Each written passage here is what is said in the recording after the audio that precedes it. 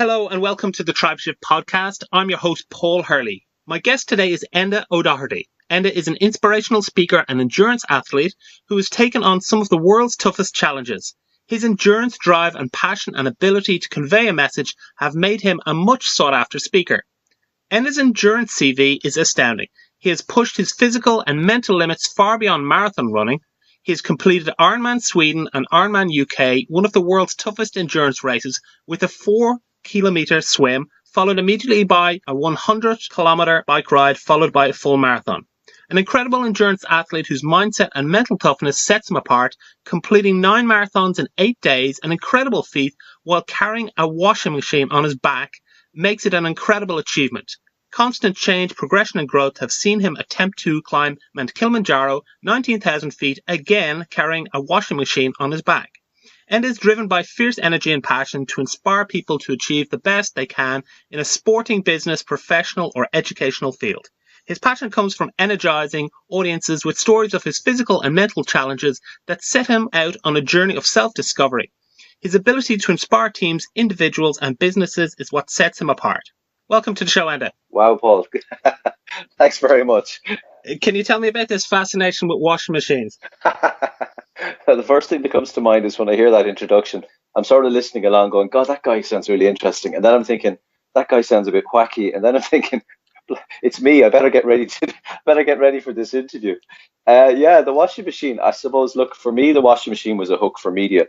We were raising funds for mental health charities. And, you know, there's so many charity events and there's so many worthwhile events. But to get the publicity, which in turn got the money, you needed something to hook the media. So my hook was my washing machine. And it was a really simple mental health message. In Ireland, where I'm living, we lose 8 people per week to suicide. And many of those people die because they're carrying a hidden load, a problem that they didn't discuss or didn't share or didn't ask for help with until it became a load that they couldn't bear any longer. So my mental health message with the washing machine was really simple. Don't carry anything stupid around with you. Particularly if you're a young man, reach out and ask for help. Or as my wife likes to call it, midlife crisis part 4. So it's very much a metaphor for carrying the weight of the world on your shoulders and not sharing your emotions with others. Yeah, absolutely. It's a very powerful, very simple metaphor. I think, it's also a secondary one is that, many people don't ask their friends, family or workmates if they need help because, we have a responsibility certainly to reach out and ask for help if we're in trouble. But I think too, as humans, the fundamental thing about our humanity is the ability to reach out and change or help other people. So sometimes we need to be the ones who ask, are you carrying a hidden load? And you mentioned this word hidden load. Could you talk about your own experience with carrying hidden loads and your own experience with your own mental health? Yeah, absolutely. Well, I mean, I tell people, frequently about my alcoholism and, thankfully it's 12 years now since I drank alcohol. But at my best or worst, I was drinking probably about 4 bottles of whiskey a week. My Friday night tipple was a pint glass of vodka. And pretty quickly, a pint of vodka had no effect on me. So I was forced to drink maybe a bottle of cough syrup, to magnify the effect of the vodka. And I suppose I didn't realize, like a lot of people, I was medicating depression, anxiety, sleep disorder. I was medicating all of those with my friends, Mr. Brandy and Mr. Smirnoff and Mr. Vodka. And, it's when I stopped drinking alcohol, I had severe difficulties, mental health difficulties. But I suppose, the dark times and the pressured times and the difficult times in our life, when we look at the bigger picture, when we look at the full journey we're on, they're also the things that shape us. They don't necessarily have to break us, And you mentioned that it's been many years since you've drunk alcohol. Are you still taking cough syrup? Because you've got a pretty nasty cough there. Yeah, I take cough syrup, but I won't take anything with alcohol, right down to sherry trifle. So, people say to me sometimes, God, it's great you're off alcohol for so long. And, it's not that I have great willpower. I'll be totally honest, what keeps me sober is the thoughts of ever having to go through detox again, because it was so horrendously difficult. Night terrors, cold sweats, panic attacks. It was just horrendous. And I would dearly miss a lovely, nice glass of red wine with a steak or, a brandy after a big meal. I still miss that. But the thoughts that at some stage in my future that I might have to do detox again, that keeps me 100% sober because, you're very kind there in your introduction and saying, describing this man of steel, but this man of steel also knows his limits. I won't do detox again, so I wouldn't take the risk.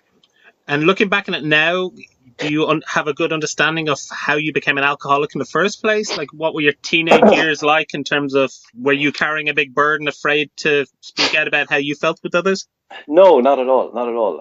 I think I was one of those people who, when I look back now, if my father had drank alcohol, which he chose not to, I would have been fourth generation in a row. So certainly genes played a role in it. I think probably my personality type resulted in me being an alcoholic, in that everything I do is too extreme. I sing too much, I dance too much, I care too much, I talk too much, I exercise too much, and I suppose the only lifestyle change for me has been, what I perceived as a weakness, that personality that allows me, or that caused me to have a compulsion to drink a lot of alcohol. All I've done in my life now is refocus that. So now I do allow the obsessions to be there, and I'm very much an obsessive person. But my obsession is with my family. It's with my physical fitness. It's with my public speaking journey. It's with my book that I've just finished writing. It's with good things that shape and help me, not things that are going to, cause an implosion, things that will destroy me. And I'm the same person. It's just that I've redirected those difficulties. So how do you go about realigning your focus and not necessarily working on your strengths and weaknesses, focusing them on a direction that will make your life better? How have you used you said you've stayed the same person essentially. How have you taken those strengths and weaknesses and realigned those? Is it just a matter of being clear about what you want and having focus?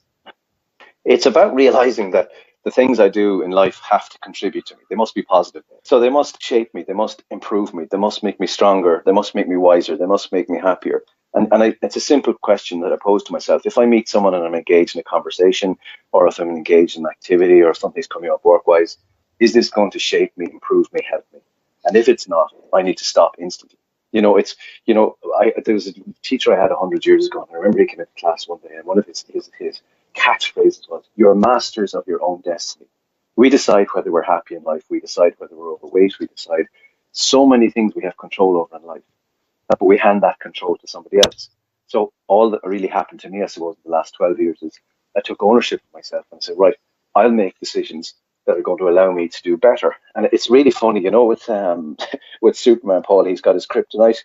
What I perceive to be my kryptonite is actually my titanium, because that ability to get obsessed with something allows me now to do things that, normal humans, mere mortals, consider impossible. The progress there you read out, say, from a physical point of view. A couple of years ago, I ran the Belfast Marathon, and I thought I was Superman. I wore the finisher's medal, and the big the finisher's T-shirt. I wore it for weeks, and I was barely able to walk because I had run 26 miles.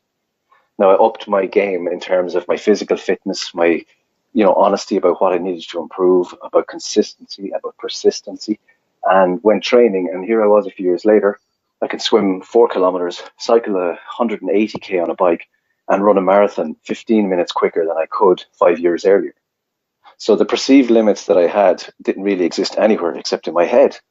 And the ability to obsess about things allows me to do amazing things. It's perfectly normal for me to get out of bed at 5 in the morning and go for a run or go to the gym, maybe go again later that evening.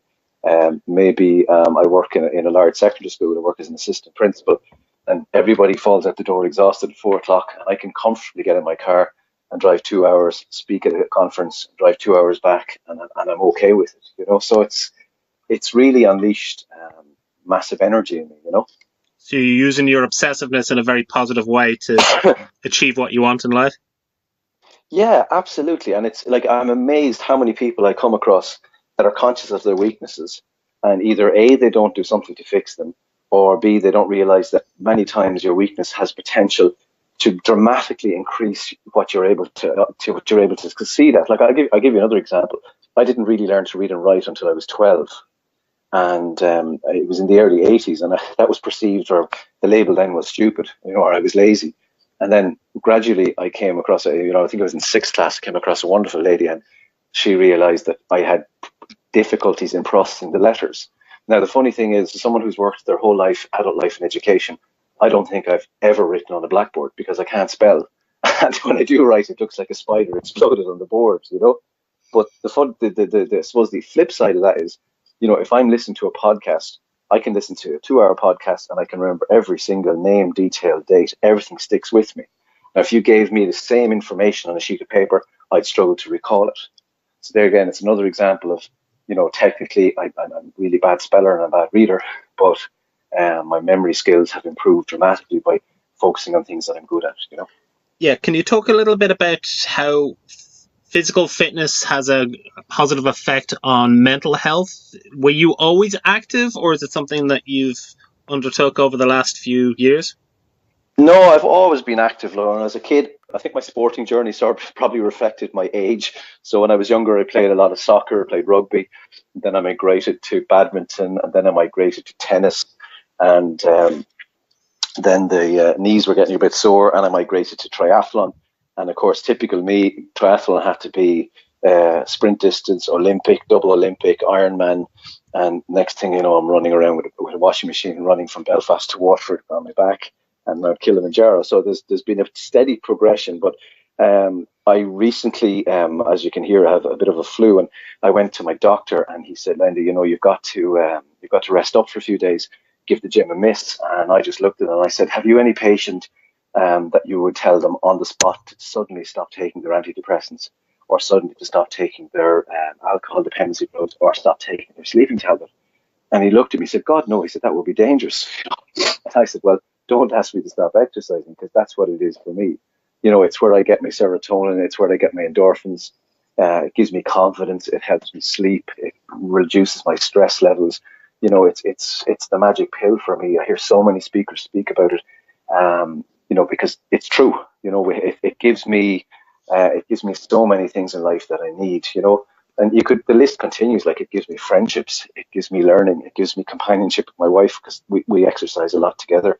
It's given me new life experiences. It's given me travel. So, the link between moving and being happy, as humans, if you go all the way back to our basic origins, we were designed to move. We were designed to do things.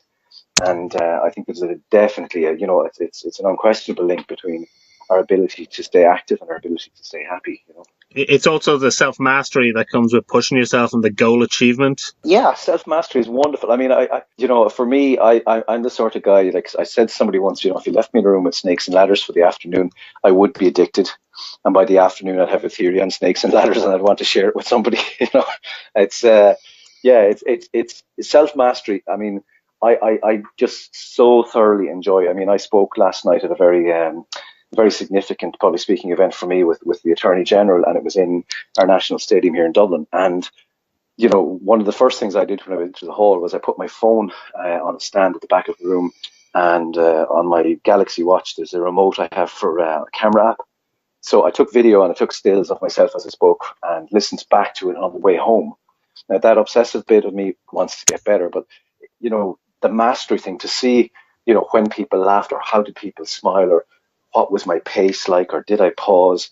For me, as much as I enjoyed the presentation and as prestigious an event as it was, being honest, I really enjoyed yesterday going back through it and saying, okay, I'm going to polish that, or I'm going to drop that, or I'm going to improve that. And that's a real kick for me, Now, you mentioned your work in education, like you work among teenagers. What sort of problems are facing, or challenges are facing teenagers these days? Well, I think certainly, from an education point of view, in Ireland, we put more and more and more pressure for points. And, it's definitely affecting our young people's mental health. I see, I suppose it's sometimes we don't give our young people, I work a lot in schools, I work with parents and schools and education systems. And, one of the things I frequently speak about is the fact that we build up a lot of our kids for the final exam. We build it up to see it as a finish line. And the reality is it's just the start line. I mean, all of us as adults can tell you people who were okay in school, but when they hit the real world or when they hit academia, they got better and better and better and improved, So we have huge pressure on our kids because we're telling them this exam will design, shape and finish or make or break your entire life. And it's no wonder they're cracking under that kind of pressure. Could you imagine being 18 and someone telling you the next 2 hours is going to decide the next 50 years of your life? When you and I both know that, that there's multiple directions, multiple journeys you can go on. So I think the academic pressure is real for our kids. I suppose the biggest thing I see coming across with our teenagers and with young adults is The idea of social media. Like I spoke to a group of students a couple of days ago, and I was explaining to them the concept of, for me, a digital sunset. So an hour before I go to bed at night, no screen time in any shape or form, to give my brain a chance to slow down, And sometimes I think we all miss the obvious. Like a lot of our teenagers are missing the obvious, that they're holding a 100-watt light bulb 6 inches from their eyes, 45 minutes to an hour of screen time before they fall asleep. And then they can't figure out why their mind is restless and why the rods and cones are firing at a huge rate. Equally so, I mean, we all know with Instagram and similar things, you only post the perfect picture or the perfect experience. So, your name is Maria and you're 18 and you're not doing great in school and you've got a little bit of acne, and you go online and here's your best, or you're one of your virtual friends, we'll call her Cassandra, and daddy's just bought her a new car. She's gone for 2 weeks to the Seychelles. She's on her fifth boyfriend, and you're in bed with a Marietta biscuit and a cup of tea. You can feel it can be pretty damaging to your self-esteem. You're vulnerable in a room on your own at night. So I suppose the exam pressure and the social media side, I would tell you too, a huge amount of the teenage experience, I don't think has changed a great deal. Teenagers would always like older people to believe that, school is different from when you were in school, mom or dad. You went on a dinosaur and you used a piece of chalk and a slate. But I went into second level education in 1980, and in 2019 I'm still there, and I can tell you, there's huge parallels and similarities that from when I was in school as a first year. It hasn't changed a huge amount. Yeah, the technologies maybe changed, but the challenges are still the same. Yeah, its challenges are still the same, and adolescence is still the same. And if you look around any classroom, you'll have the really sporty guy who's really good at academics, and everyone can't figure out what's wrong with him. Or you have the really shy, quiet guy who turns out to be brilliant. Or you have the class clown who keeps everyone entertained because he's compensated for the fact that he's not really good in school. Or there's a huge spectrum of kids, but like. It's like human life, I'm sure if you went forward 100 years from now to a secondary school, again, the technology would be vastly different, but humanity doesn't change. We're not to plug the podcast, Paul, but we're still the same tribe. For sure. You got involved in public speaking. Could you tell us a little bit about how you got involved in that and what your talks include and what they incorporate? Yeah, so I began working primarily in educational talks because that was my field of expertise, and I was speaking in Glenstall Abbey in Limerick, very prestigious, famous boarding school, and there was a parent who was attending there. His son was a boarder, and the principal said, "Can this gentleman sit in on your presentation?" And it was a 5-hour presentation. It was a full day, and this gentleman said he'd stay for 10 minutes, and 2 hours later he was still sitting there. So we came to the end, and I was chatting to him, and he explained to me that he had come back to Ireland. He was working in Geneva as a merchant banker, and he said to me, he said, the themes you've just spoken to my teenage son about, he said, I've just had some experts, gurus, speak to my bankers in Geneva about the identical themes. He said, but you did it with far more style, far more professionals, and far more entertainment. And he said, have you ever thought of, expanding the range of people you speak to? And I suppose that was the beginning of the journey. And it's a journey that's led me to, look, a couple of nights ago, I was working with some ladies who were taking their first professional cage fight. The next night I was working with the Attorney General. Last week I was working with a team of pharmaceutical experts. Tomorrow I'm working with a team of bankers. And I suppose it really doesn't matter whether you're a rugby player, a soccer player, a golfer, a cage fighter, a banker, an accountant, a podcast producer, presenter, the skill set that allows people to achieve their optimum potential. In whatever walk of life, there's a huge amount of those skills and ideas that are transferable. And certainly, look, I changed my language, and I changed my presentation style, and I changed the imagery. But the core elements of what makes you win, what makes you success, what drives you, are the same across all of those professions. And I think it's one of the wonderful things about being a speaker is that variety. I'm somebody that really likes a challenge, and I like things to be different regularly. I like to have stimulation in my life, and that really does it, because you really have to be on your game to cross the boundaries into these different worlds, and to make sure that you're appropriate, and that your message is delivered with the same power, same energy, but like I say, using a different setting. I love speaking, really love it. I mean, I absolutely die 1,000 deaths for the 10 minutes before I start. If I go to the toilet 20 times, that's about the average. I'm absolutely terrified. And if you gave me the option of going home, I would. And but the second I open my mouth on stage, it's the happiest high that I can experience. It's just wonderful. I love it. I rang my wife, Paul, about 10 minutes before I did a very big gig recently. It was out in the States, and she said, "How are you?" And I said, "I'm terrified." And she said, "You can't be." And I said, "Oh, honestly, I am." And she said, "Well, I hope you always will be." And I said, "Thanks very much. I thought you loved me, you know." And she said, "No, what I mean by that is," she said, "that's what's making you exceptional. That's what's driving you on to get better and better. It's that adrenaline, it's that fear." She said, "You don't ever take the biggest, most prestigious gig to the smallest, the most, insignificant one." She said, "You give it the same preparation, you give it the same energy, and like you were talking about mastery, you give it the same review time each time as well." I suppose she's right. Could you talk a little bit about public speaking itself? You mentioned the fear that you have before you go and speak. A lot of people that have to give presentations, let alone public speaking, they're terrified beforehand, but they end up doing everything they can to avoid it, whereas you do obviously everything you can to get public speaking gigs. Can you give any tips regarding preparation? I think you mentioned to me before that you don't use PowerPoints. How do you memorize your talks? Is it just a matter of rehearsal? Well, I suppose, look, for anyone who's listening to this, you should be assured that the fear and the anxiety is completely natural. And like, as I've just explained, it can be your best ally. For me, it's, back to the old SAS maxim, proper preparation, preventing, pardon my language, but piss poor performance. I will write it, rewrite it, prepare it. If it's a significant presentation, I'll roll it out to, someone for free, or, I'll give it away for a charity event. And the idea is that I will get better and better at that. So what people perceive to be, a really slick, fluid presentation, it could be its sixth or seventh outing, So the preparation is really key. I think too, as a speaker, anyone who speaks for a living will tell you that technology is incredibly important, but it's also incredibly fragile. So I don't rock up anywhere without a USB backed up onto a hard drive, the presentation on my phone, and two laptops. And even at that, sometimes, I mean, I pulled up to a gig there a few months ago. The night before, I had dutifully put everything in the car, pulled up to this theatre, full theatre of people, took out all my equipment, but it had been so cold overnight, all of my electronics were literally frozen. And I don't mean computer frozen. I mean like temperature frozen. So the technology prep is really important. When you do stand to your feet, for me, like I use really simple but powerful techniques. Like I coach a lot of people to do business presentations and to overcome that fear. And for me, I love watching someone who you see them present for the first time, and they're so wishy-washy, or they're so nervous. And when they learn the basics, if you teach someone basic skills in anything, you can accelerate your performance. I mean, simple things like, somebody said to me once, "God, you really work the crowd when you're speaking, And, it was a big theatre, say 1,000 people.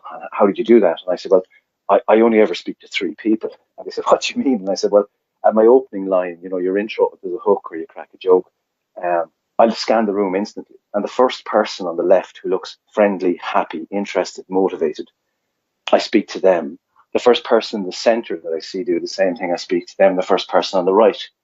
And literally, like someone watching a tennis match, my head angle and turn is left, middle, right, right, middle, back to the right, back to the left. I only speak to those 3 people, and that came about because I found very quickly, as most people who speak in public will tell you, your eye is instantly drawn to the guy who's yawning, or the guy who's looking at his phone, or the guy who sort of is edging towards his friend to whisper something, and your train of thought is broken, your performance is broken. So I speak to 3 people, and I did a conference there in Washington a few months back, and there was, I don't know, 4,000 people in the theatre, and I still spoke to 3 people.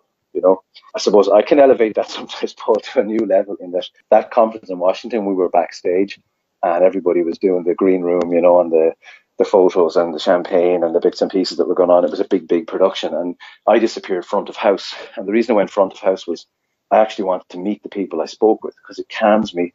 But I also know the name of 3 people before I start. So I went into this massive auditorium, and I remember there was 4 or 5 lovely ladies from Hawaii, and I sat down beside them, and I said, "Who's the next speaker?" And they said, "I don't know. I think we heard it's this guy from Ireland who carries washing machines."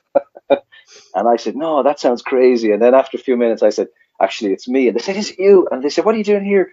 I said, oh, I'm so nervous. I have to come out and meet humans because when the lights come on, I can't see anyone. And they were so nice. They were like, go for it. You'll be fine. You'll be fine. You'll be fine. And then, joking that I would sometimes say to people, and look, to keep you engaged, make them participants. I said, is there a word you'd like me to drop into the presentation? And people would say something ridiculous like pineapple or Oompa Loompa or something, and I then will drop that into the presentation. But it's that magic that keeps it real. Well, those are fantastic tips in terms of speaking to the three people, because I know from experience myself, yes, you do.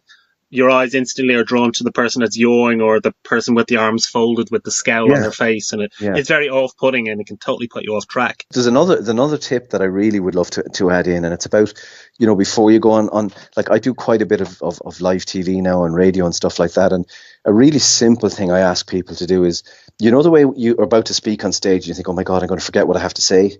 Or you think they won't like me, your mind a negative comes into your mind. So what I often do is I invite people not to think of one negative, but really to get to 12 or 15. Because if you can stack up all the negatives together, really what happens when you get, so number one, I'm going to faint, I'm going to forget my lines, they won't like me, there'll be a power cut, there'll be a nuclear war. You stack up all as many negatives as you can. Now what happens as you proceed through that list of negatives, at some part, your brain, the logical part of your brain says, listen, that couldn't possibly happen. And it's calming, because it becomes ridiculous, if you know what I mean. And equally so, what I love to do before I speak is open my mind also to the possibilities, the positives. So I could get a movie out of this. I could get a TV series. I could get a book deal. I could get my own radio show. Open your mind and flood to all the possibilities.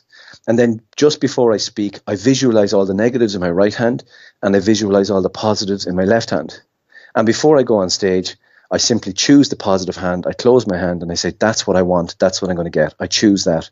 And if any of your listeners see me do any media work, you'll notice for the first few seconds of the interview, my left hand is always closed because I've just made a decision to choose the positive outcomes, and it works. Well, I'm sure that works because a lot of people, what they fear is really fear itself as opposed to any rational fears. So once you address those, you can quickly eliminate them and get on with what you're doing.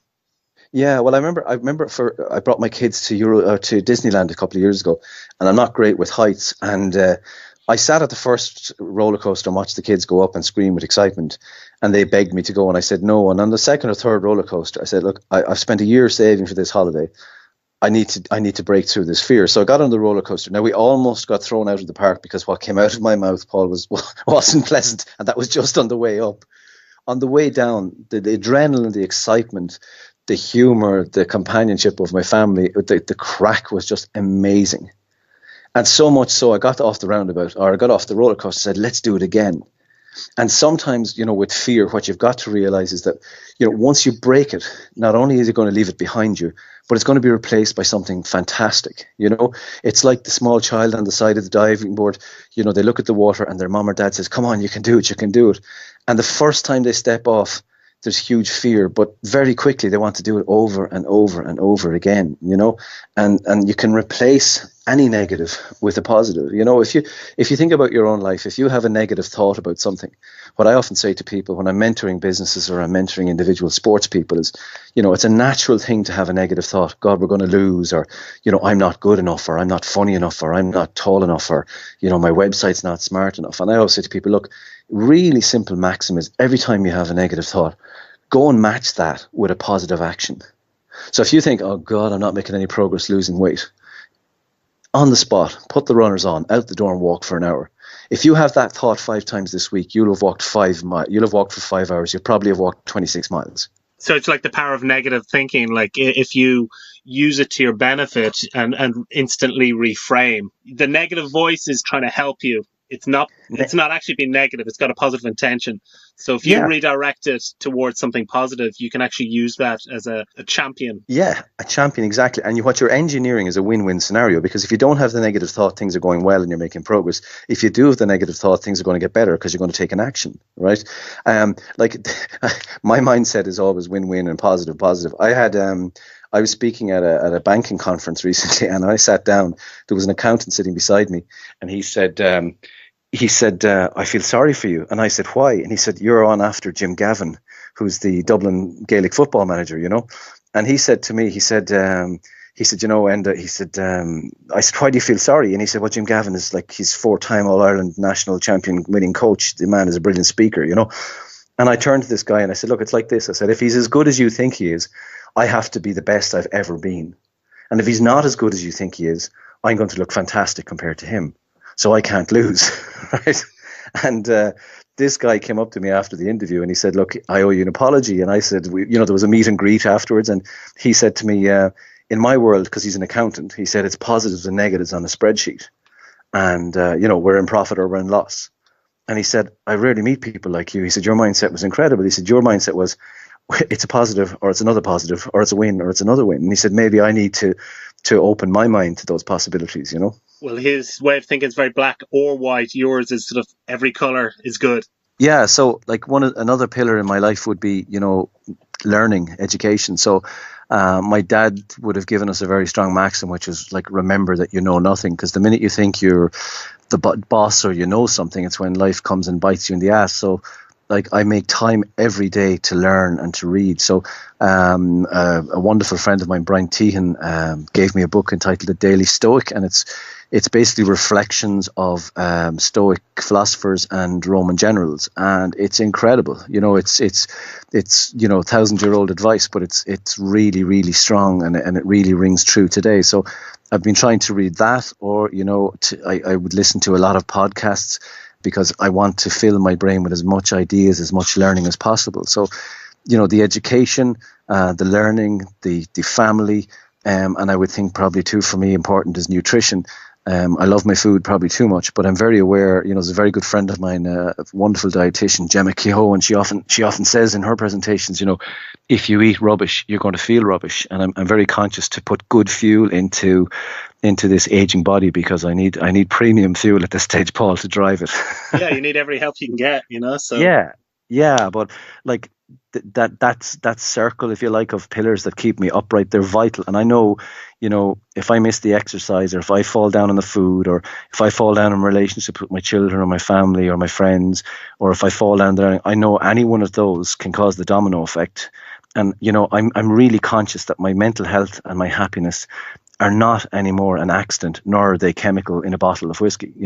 My happiness and mental health is because of what I do and what I decide. My actions control my life, With that in mind, it brings me to my last question.